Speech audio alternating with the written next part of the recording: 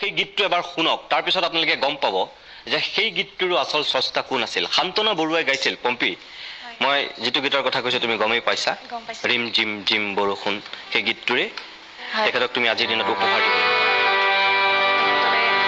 প্ৰণাম যাচিছো। আৰু আমাৰ আজি সঁচাই বহু ভাগ্য বুলি কৈছো এইকাৰণে যে আমি সদায় গীতবোৰ গাই থাকো বা সৰুতে এইবোৰ গীত শুনিছিলো, এইবোৰ গীত শুনি শুনিয়ে গীত গাম বুলি ভাবিছিলো। আৰু হেমন্ত গোস্বামী, তুমি নামটো জানা? মানুহজনক জানিছিলানে? তেখেতক কেতিয়াও নাজানিছিলো। আজি দেখিছা? আজি দেখিলো। আজি অলপ আগত তেখেতক পালো আমি। মই পাই মোৰ সঁচাই ভাল লাগি গৈছিলে প্ৰথম যেতিয়া দেখিলো। আৰু তেখেতলৈ সশ্ৰদ্ধ প্ৰণিপাত জনাইছো। আশীৰ্বাদ কৰিব।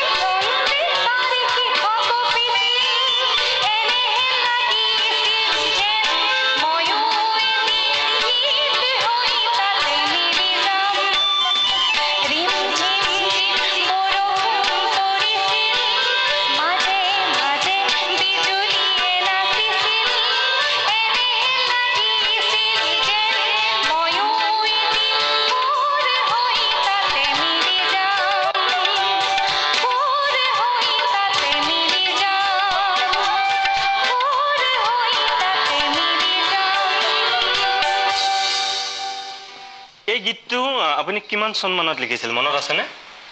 মনত ঠিক নাই, কিন্তু সেইটো মই ফাৰ্ষ্ট ইয়েৰ ছেকেণ্ড ইয়েৰত থাকোঁতেই লিখা গীত। মানে কলেজত পঢ়ি থাকোঁতে? কলেজত পঢ়ি থাকোঁতে। আৰু সুৰ আপুনি তেতিয়াই কৰিছিলনে? লগে লগে এইটো হ'ল কি, মোক হাতৰাই মোক এদিন ক'লে যে মোক গান নাইকিয়া গান এটা কোৱাচোন। তেতিয়া মই ঘৰতে বহি আছিলোঁ। বহি থাকোঁতে বৰষুণ দি আছিলে। বৰষুণ দি থাকোঁতে ভাবিছিলোঁ যে মই এই বৰষুণৰ কথা লৈ পেলাই গান এটা লিখোঁ নেকি। তেনেকৈ ভাবি ভাবি ভাবি ভাবি ভাবি গানটো কৰি পেলালোঁ।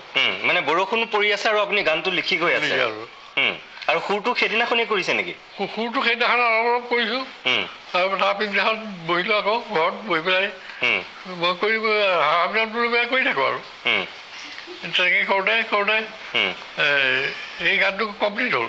হোৱাৰ পিছত সান্তৰা শিকাই দিলোঁ, সান্তৰা গাই দিলে সকলোৱে খুব ভাল পালে, এইটো বৰ পপুলাৰ হ'ল।